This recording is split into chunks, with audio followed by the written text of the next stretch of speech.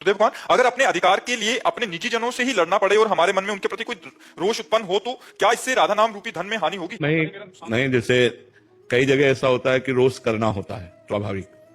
जैसे गुरु को शिष्य पर दोष दर्शन करते हुए उसको निर्दोष बनाने के लिए कड़ा स्वरूप प्रकट करना पड़ता है। जैसे माता पिता को अपने पुत्र पर उसके दोष को देख करके उसे निर्दोष बनाने के लिए उसे शासन में लेना होता है। निजी जनों से महाराज जी, जैसे कोई जमीन संवाद हो गया या घर परिवार का, उसमें महाराज जी कैसे? हाँ, तो क्रोध का अभिनय करना होगा। महाराज जी, लेकिन मैं उनका दिल भी नहीं दुखाना चाहता हूँ, मतलब मैं खोना नहीं चाहता हूँ छोटी सी जमीन के लिए या फिर किसी और विषय पे। हाँ, तो छोड़ देना चाहिए, फिर उस विषय को ही छोड़ देना चाहिए कि आपको जो लेना है आप ले लीजिए और शांति से रहिए, आनंद से रहिए। पर कहीं कहीं ऐसा होता है कि अगर ज्यादा छोड़ते चले जाओ तो आपको ज्यादा परेशान कर सकते हैं। तो थोड़ा ऐसा भी स्वरूप दिखाना चाहिए कि मतलब मर्यादित जीवन चला जाए। ज्यादा दया भी ठीक नहीं होती और ज्यादा कठोरता भी नहीं ठीक होती, तो उचित कठोरता के साथ दया का प्रयोग करें तो अच्छा रहता है। जैसे आप छोड़ दिए, अब अगले पॉइंट पर आपको कृपालु नहीं मानेंगे कि आपने कृपा की, वो अगला कदम उठाएंगे। फिर छोड़ दिया तो फिर अगला कदम उठाएंगे।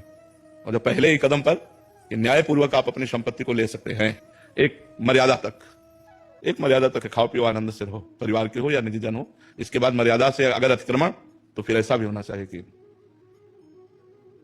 अगर हम बहुत सीधे बन जाएंगे तो बहुत हानि होती है।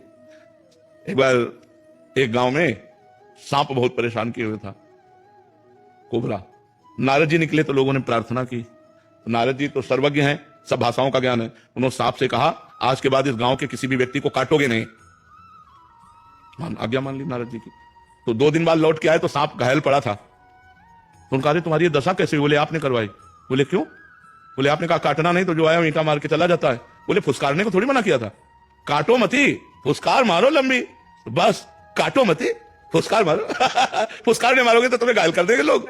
हाँ, फुसकार है, अगला कदम नहीं, तो बस फिर ठीक हो जाएगा। फुसकार की जरूरत होती है। अगर फुसकार की जरूरत ना हो तो आपको लोग बेवकूफ मानेंगे, आपको लोग पागल मानेंगे, आपको आपकी दयालुता और कृपालुता को आपको बुद्धू मानेंगे लोग। संसार का ऐसा क्षेत्र है, इसमें ज्यादा कृपालुता और दयालुता नहीं दिखाई जाती, इसमें धर्म पूर्वक निर्णय किया जाता है। हाँ, कहीं ऐसे ठीक है, आप ले जाओ, खाओ पियो, लेकिन अगला कदम अगर उनका बढ़े तो फिर उसका विरोध होना चाहिए, क्योंकि परिवार है। अगर ऐसे होगा तो बहुत ही विचित्र है।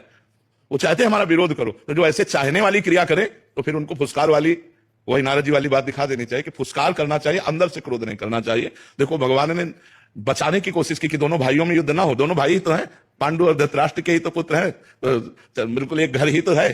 लेकिन फिर विनाश हुआ, पूरे कौरवों का विनाश हुआ। तो अगर हमें जरूरत पड़े तो दया करना चाहिए और जरूरत पड़े तो कठोरता भी करनी चाहिए।